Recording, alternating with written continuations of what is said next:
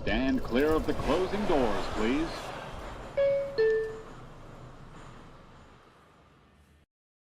What is up, you guys? Welcome into the stream after the New York Mets take the opener of the series with the Chicago Cubs by a final score of 7-2. They get a masterful performance from their starter on the mound in Clay Holmes. They get 4 home runs, including from Francisco Lindor, Juan Soto, Jeff McNeil, and Brett Baty, all leaving the yard to give the Mets a 5-run victory over one of the better teams in the National League. So this was great to see the Mets get back to Citi Field after that 6-game road trip where there were a lot of question marks about a lot of different things, some that we'll get into today that we definitely have to address. But overall, a very positive win for the Mets today. Guys, what's up? I'm Tony Metro. If you guys are new, I do daily Mets content. We do pre and post game streams. We also do lots of shorts. I actually just let a long form video released this afternoon covering the Mets rise in 2022, fall in 2023, and what looked like would be the end of this group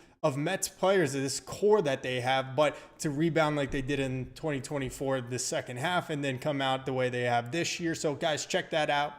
Really excited. I worked really hard on that one. I hope you guys will enjoy it. But let's get to the game. And by the way, of course, as always, subscribe to the channel if you want to get daily Mets content. Leave this video a like. It really helps and goes a long way toward helping the channel out. It's free. I would appreciate it very much. So welcome into the stream, guys. The New York Mets improved to 11 games over 500, 25-14, thanks to their victory over the Cubs today. Let's get started. Just like the Mets did with Francisco Lindor. Lindor with his 4th leadoff homer of the season already. I mean, it's barely the second week of May. This guy is just on another planet.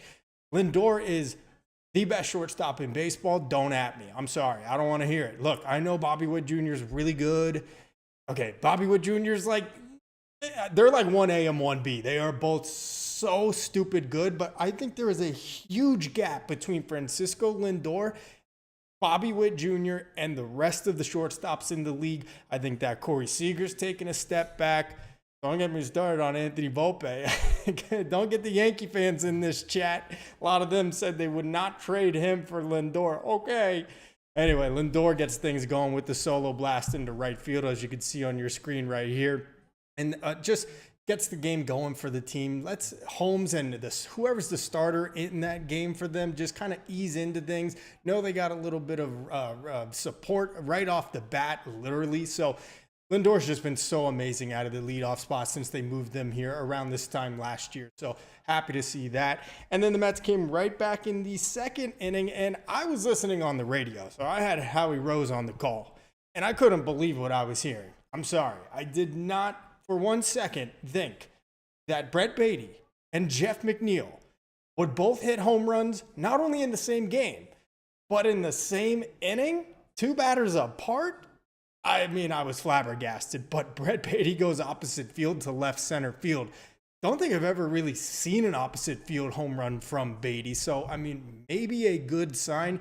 He getting the start for the second game in a row with Mark Vientos riding the pine in this one once again. But overall, Jeff McNeil looked okay at the plate this past road trip. He comes up, he pulls his first home run of the season in the right field. The Mets are off and running. Then later in the game, in the third,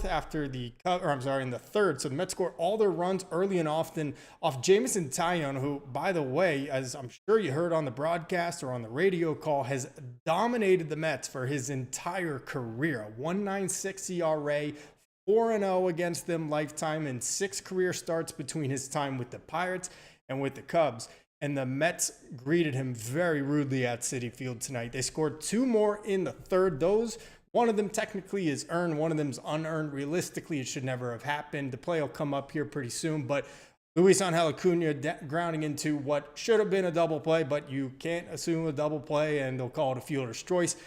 The ball was thrown by Dansby Swanson over the first baseman's head. 2 runs come in to score, and then Juan Soto, you have permission for takeoff. He hits an absolute nuke to right field to give the Mets their run back. Holmes' only blemish on his resume this evening was 1 run in the 4th, a homer to the Cubbies. First home run he's given up this year. I think it was something like 136 batters that Holmes has faced this year before he gave that home run up. I mean, just incredible. I have to look deeper into the stats to find out what the all-time record is for that, but that has got to be one of the highest that I personally have ever been alive for or heard of. So another great performance from Clay Holmes.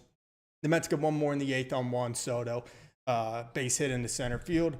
And the Mets get the win, 7-2. Bullpen gives up a run in the 9th off Jose Butto. He gives up the home run to Michael Busch. But, overall, a really solid all-around win. Let's get into the nitty-gritty, though. Let's start with the offense since we kind of really talked about it. We'll just touch on a few extra things here. We did Lindor already, but Soto's hot. I mean, I said it. I told you, don't let Juan Soto get hot. If you do, you're asking for trouble, and Juan Soto is hot right now. The dude is absolutely killing it. Came into this game in his last 10 hitting like 340 or something with 5 homers, 11 RBIs, like 10 runs scored, and he just added to it today. 3 more hits this evening, including the home run, an RBI single. He is absolutely on fire. Stoney, what's up, my man? I hope you're doing well too, man. Thanks for joining and hopping into the chat. It's been a fun baseball season so far. I can't remember. I think you're a Mets fan, right? If you are, then it's been a really fun season. If you're not, I don't know who you do root for, but I'm pretty sure you were a Mets fan if I remember correctly. But yeah, it's been a really fun start to 2025 so far.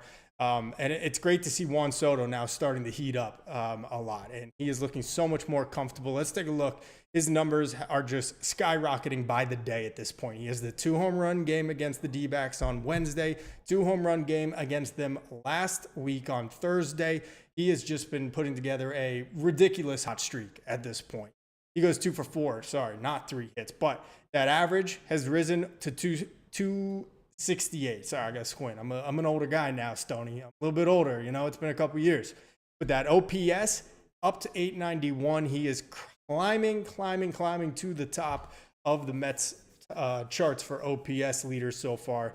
Alonso's still above 1,000. It's been sinking a little bit lately. We'll touch on that in a second. But overall, Soto looking more and more comfortable. This is now his 2nd straight game that he's hit a home run at Citi Field. So loving that he's now hopefully being embraced by the fans. Not that we weren't already embracing him, but obviously those first 2 or 3 homestands the Mets had before he got his 2 home run game against the Diamondbacks last week, the fans, a couple stupid boo birds were coming out and probably chirping him a little bit. So glad that he's enjoying it now, or at least I hope he is. So really good to see. Pete Alonso, 1 for 5, poked a double down the left field line today.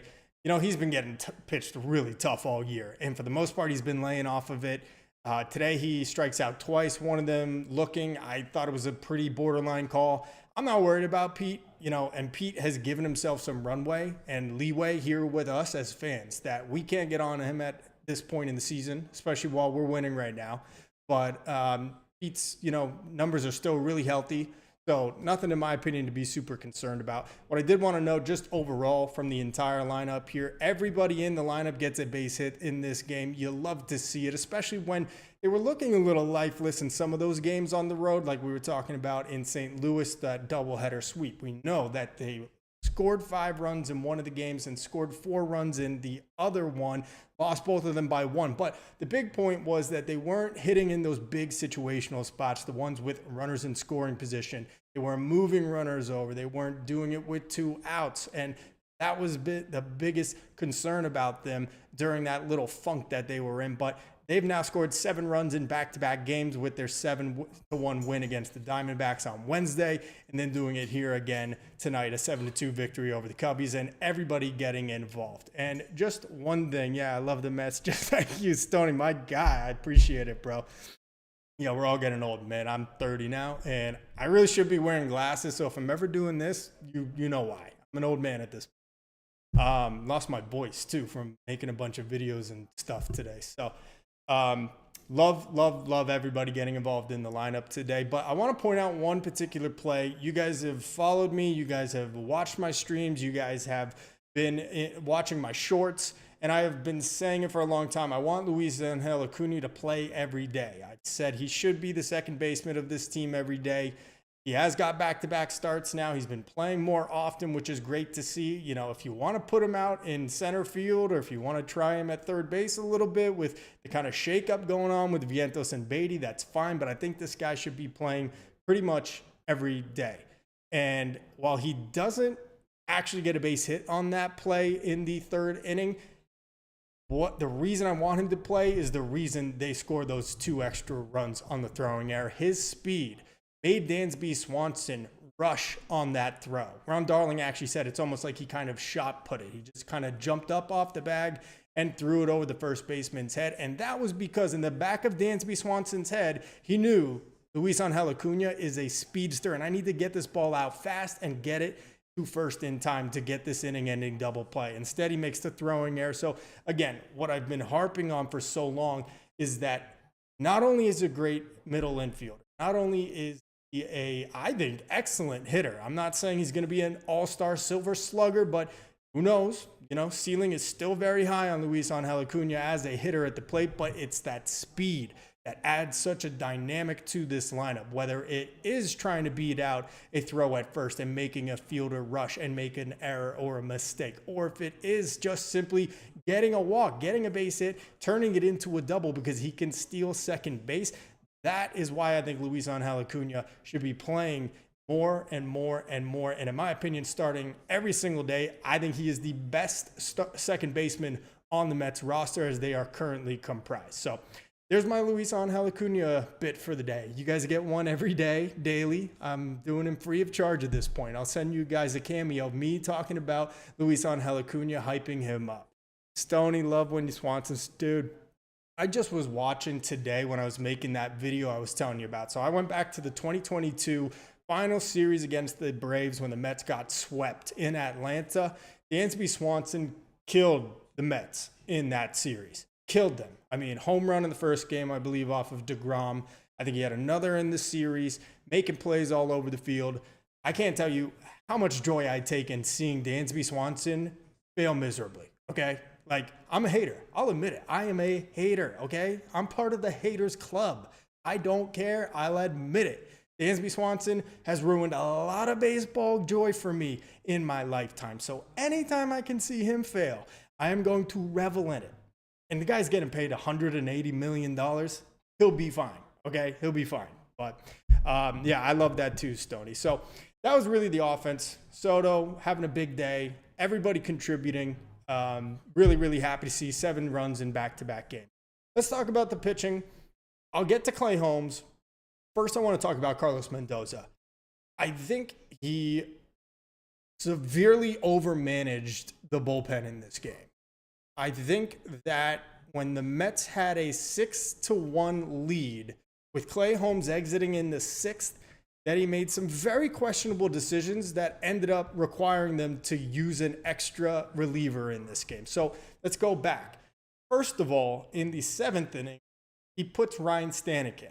Okay, so he's been doing that now for the last couple appearances for Stanek. We know he had those bumps in the road, specifically in the Washington series, and they were trying to put him into some soft spots, let him get his confidence back.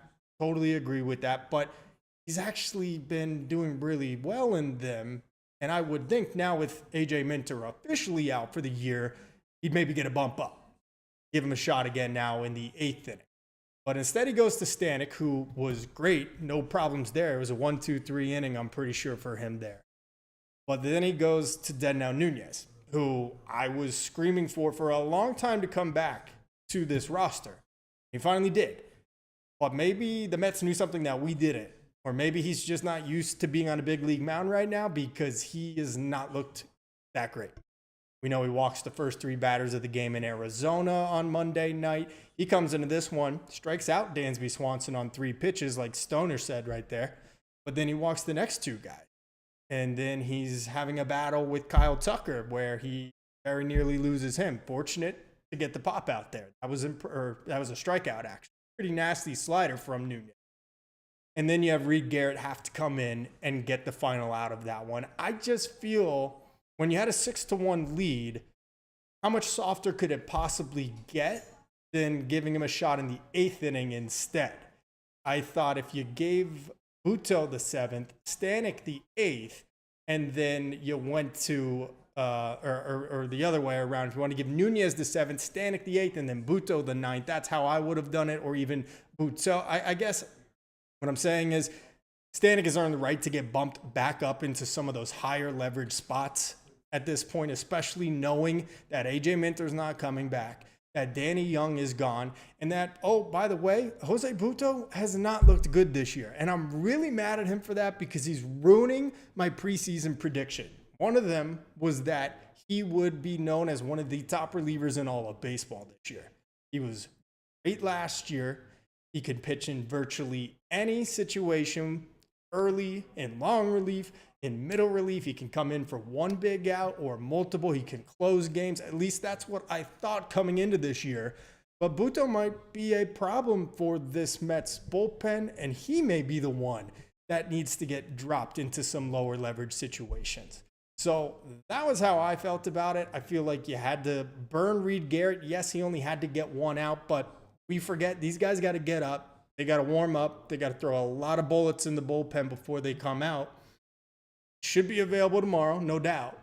But in a series that's pretty important, the Cubs are one of the better teams in the National League. I think that he could have been a little more economical with how he used his relievers if he had just changed the order in which he put them all in. Nitpicking, guy set a great lineup today. Got Jeff McNeil and Brett Beatty in there. Had a hunch, pretty much is what he said about it, going against Tyone. Paid off. So give credit where it's due, but also I had to point out the bullpen thing. Hopefully it's not going to come back to haunt them in the final two games of the series. What do you guys think? How did you feel Mendoza managed the bullpen? Like I said, I think he was trying to do a little too much. He was being a little extra, and it hopefully will not cost them. But let's finally get to Clay Holmes. Holmes with another stellar outing. I mean, who could have predicted this when the Mets signed him and said they were going to convert him to a starting pitcher? Not me. I'll be totally honest. I thought it could go either pretty high ceiling, pretty high floor, but low ceiling. I was thinking a guy with like a mid-threes ERA. That was the best case scenario. 3.5 ERA. He's going to have some clunkers in there. He's going to maybe struggle with command. Maybe he doesn't develop an arsenal of pitches. He's still that two-pitch guy he was when he was closing games across town. He has been unbelievable. 6 innings, 3 hits, 1 earned run on the solo shot. He walks 3 guys, but he strikes out 5. I mean, the guy has just been tremendous. Last start, he gives up 3 runs to the Cardinals. And you're thinking, well, that's not a great start, but he still went 6 innings, gave the team length.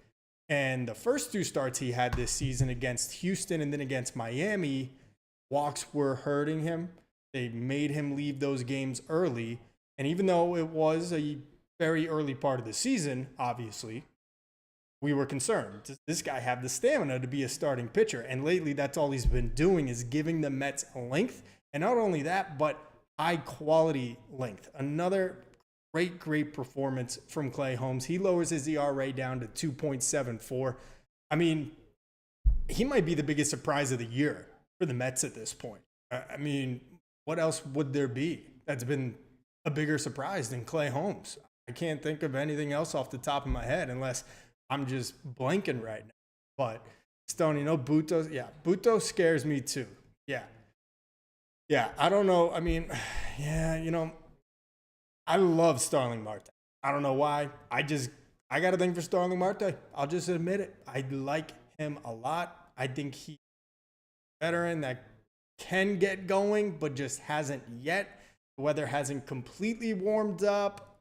I'm making excuses, I know, but look, we're stuck with him, okay? There's nobody that is going to replace him unless the Mets are looking to call up one of their young prospects like Drew Gilbert, who's probably close to ready at this point. You look at his on-base percentage, it's in line with where it should be at AAA for a promotion to the big leagues. Batting average, not quite there, but they probably don't value batting average as much as a lot of old guys like I do still. But unless you're willing to eat the rest of his contract, let him walk, and do it in a very unceremonious way, which sometimes you got to do. This is a business. I just don't see how they're going to do anything to replace Marte. I think, especially with having lost a couple outfielders now, with Jesse Winker down, with Jose Siri down, Nimmo seemingly okay after that little gaffe he had in left field in Arizona on Tuesday night. I'm still concerned about him. He had the plantar fasciitis and the knee issues in spring training, and he's had issues going back to last year, many, many, many years, honestly. I would like to keep Nimmo off his feet as often as possible, and I would like to start seeing Marte get out in the outfield. I mean, they must know something that I don't as a fan, but I could see him playing a more than adequate left field 2 to 3 times a week. 2 games out of every 5. Get Brandon Nimmo off his legs. Let Nimmo just focus on getting right at the plate, which, by the way, he has been doing pretty steadily here now for the last week. So that's really great to see from Nimmo. But I think the best way you preserve him, keep him healthy for the rest of this season, is by using Marte a little bit in the outfield. They don't have the luxury of Jose Siri anymore. They don't have the luxury of the emergency backup plan that was Jesse Winker. So they're going to have to get a little creative with how they do these things. I don't see them trying to, they were looking to trade him in the offseason. Nobody wanted him. Okay. No one was picking up that money. Mets weren't eating the money on it just to get rid of him. So I like Marte. I think he will come around. I think he will have some big moments for this team at some point during the season. I think we just need to be a little more patient. But the good news is the Mets are 25-14, 11 games over 500. They're winning ball games. They went through a little rut last week, and it looks like they've come out of it in flying colors. The Braves and the Phillies lose today. The Mets gain a game on both of them. They gain a game on the Cubs in what's going to be the season series with a very dangerous team come down the stretch, I believe. Cubs are for real.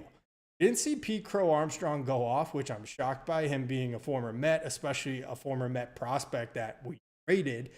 But don't be surprised if he does some crazy stuff this series. But anyway, overall, fantastic win for the Mets today from start to finish, almost Jose Butto.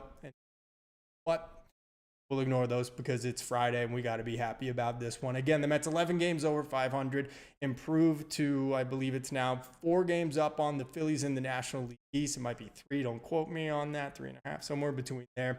And a very, very nice all-around W for the Mets. So, Stoney, appreciate you being in the chat. Guys, thank you so much for being in the chat. Like I said, be sure to subscribe to the channel for daily Mets content. Stay in tune for all my live streams. Go check out my video that's on my channel right now, how the Mets went from laughingstock to contenders in 2 years. Hope you guys enjoyed that. We will have some more content tomorrow, hoping for a post-game stream as well. Some obligations in the afternoon, so we'll see if we're going to be able to make that work. But again, guys, really appreciate you all being in the chat here today. And that's it for tonight. Until next time, I'm Tony Metro. Screw Orange and Blue.